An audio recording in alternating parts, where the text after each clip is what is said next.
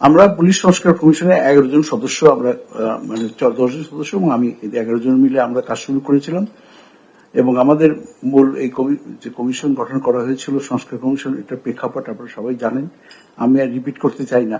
গত জুলাই মাসে এবং আগস্ট মাসের যে গণ আন্দোলনের সময় 2000-এর বেশি, আনুমানিক 2000 ছাত্র জনতা নিহত হয়েছে, 40,000-এর বেশি ছাত্র জনসাধারণ ক্ষতিগ্রস্ত হয়েছে, বিশেষ করে আহত হয়েছে। সুতরাং এর প্রেক্ষিতে আমরা এই বিষয়টি খুব গুরুত্ব সহকারে বিবেচনা করি এবং আমরা বাংলাদেশের 17 থেকে 18 কোটি লোকের মতো একটা দেশ পপুলেশন, সেখানে পুলিশ বাহিনীর সংখ্যাও 2,20,000 এবং এরা প্রায় 3,000-এর বেশি আইন কানুন পুলিশ বাহিনীকে ডিল করতে হয়। সুতরাং আমরা খুঁটিনাটি প্রত্যেকটা আইন তো আমরা অ্যানালাইসিস করতে পারিনি। আমরা দেখেছি যে ইন জেনারেল যেগুলো দু একটা জিনিস ক্রস কাটিং ইস্যু, সেগুলো নিয়ে আমরা দেখাশোনা করেছি। তো প্রাথমিকভাবে আমরা চেষ্টা করেছিলাম যে আইন কানুন যেগুলো আমাদের আছে, যেগুলো জনসাধারণের জন্য প্রয়োগ করতে গেলে জনসাধারণের কষ্ট লাভও হবে, এই ধরনের আইন আমরা, তো এগুলোকে আমরা সুপারিশমালা দিয়েছি, তৈরি করেছি। এখানে 3টি ভাগ করেছি, একটা অবিলম্বে বাস্তবায়নযোগ্য, তারপর হলো মধ্যমেয়াদী, একটা দীর্ঘমেয়াদী। মূলত দীর্ঘমেয়াদী যেগুলো, সেগুলো হয়তো আর্থিক ব্যাপার জড়িত বা কোনো কোনো ক্ষেত্রে হয়তো আইনও পরিবর্তন করতে হতে পারে, সেরকম সুপারিশ আমরা করেছি। কিন্তু প্রাথমিকভাবে যেটা অবিলম্বে বাস্তবায়নযোগ্য, এরকম কয়েকটা আমরা আইডেন্টিফাই করেছি। যেমন আপনারা জানেন যে চাকরি প্রার্থীদেরকে পুলিশ ভেরিফিকেশন করতে হয়, যেটার ক্ষেত্রে খুব এটা ইজি করা সম্ভব, কারণ এখন ন্যাশনাল আইডি কার্ড হয়েছে। এছাড়া চাকরি প্রার্থীদের আত্মীয় স্বজন রাজনীতি করে কিনা এটা দেখা হতো।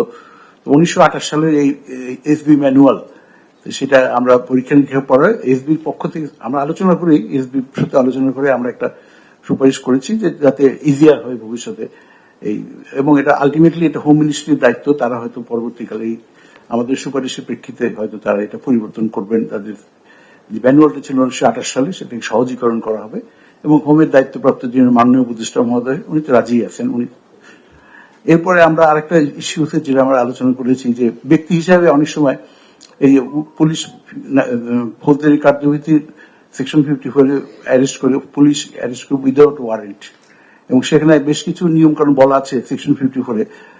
আর আরেকটা হলো যে 167 হলো রিমান্ডে কাস্টডি নেয় পুলিশ, নিয়ে জিয়ারটা করে।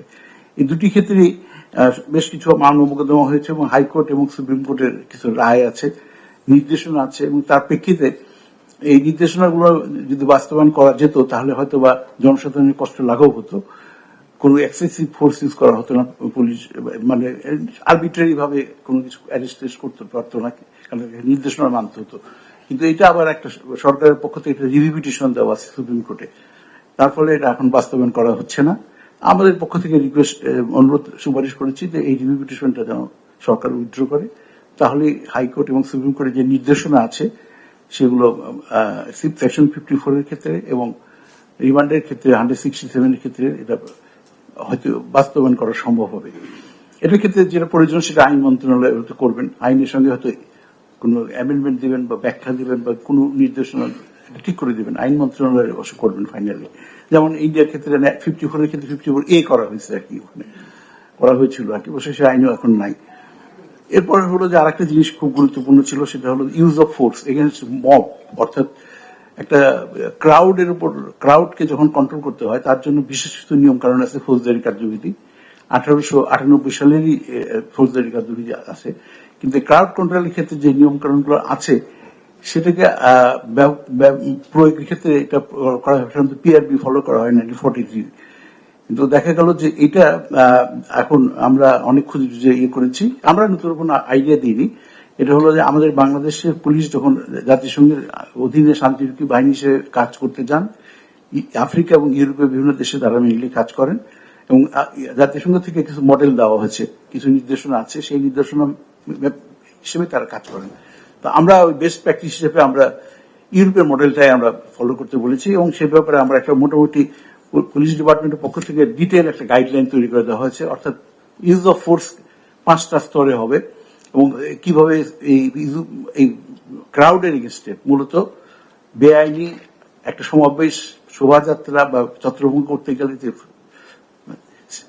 শক্তি প্রয়োগ করা হয়, এই শক্তি প্রয়োগটার এই পরিষ্কার ভাবে ক্রাউডের ক্ষেত্রে প্রয়োগ করার ক্ষেত্রে কি কি করতে হবে, জাতিসংঘের নির্দেশনা মেনে 5টা ধাপ আছে এবং এই ধাপে ব্যবহার করলে হয়তো ভবিষ্যতেও যদি কোনো ঘটনা ঘটে তাহলে আমাদের প্রাণহীন হবে না। এটাই মূলত আমাদের ইয়ে ছিল।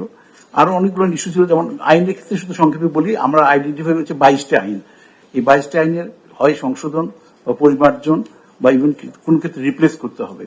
হ্যাঁ, সেটা আমরা বলে দিচ্ছি এই 22টা আইনের কোন কোন সেকশনের ক্ষেত্রে আমাদের আপত্তি আছে, মানে বললে সুপারিশ করেছি আমরা, দীর্ঘ লিস্ট আছে। এছাড়া পুলিশের জন্য আরো এই যেমন মহিলা পুলিশের জন্য আমরা একটা ব্যবস্থা করতে চাচ্ছি যে প্রত্যেকটা থানাতে যেন মহিলাদের জন্য একটা ডেস্ক থাকে, সেখানে 24 ঘন্টার জন্য মহিলা একজন সাব ইন্সপেক্টর থাকেন, একজন এএসআই থাকেন, সাবস্টেশন কনস্টেবল থাকেন, যাতে মহিলা যিনি আসামি তাকে যখন হাজতে রাখা হয় তাকে জেরা করা বা বিভিন্ন তাকে দেখাশোনা করা, কোর্টে আনা নেওয়া করা, জেলখানায় আনা নেওয়া করা। প্লাস আর একটা ইস্যু আছে হলো যে মহিলা যদি কোনো অভিযোগকারী আসে শিশুদের ক্ষেত্রে, এই কারণে আমরা সুপারিশ করেছি। আশা করি যে এটা সরকারের বাস্তবায়ন করবে, হয়তো দীর্ঘ সময় লাগবে, তবে এটা বাস্তবায়নযোগ্য আর কি। আপাতত ধন্যবাদ।